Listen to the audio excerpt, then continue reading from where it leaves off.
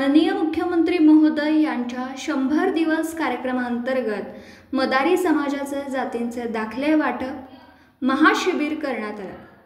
त्यावेळी जवळपास 150 दाखल्यांचे वाटप माननीय प्रांत उत्तम दिघे साहेब उपविभागीय अधिकारी मिरज यांच्या हस्ते करण्यात आले। या कार्यक्रमाला माननीय अश्विनी वरुटे अप्पर तहसीलदार, माननीय मनोहर पाटील नायब तहसीलदार, माननीय नगरसेवक अभिजित भोसले, माननीय उत्तम आबा कांबळे, भरत चौगुले उपस्थित होते। दाखले वाटप केल्यावर मदारी समाजाने आनंद व्यक्त केला।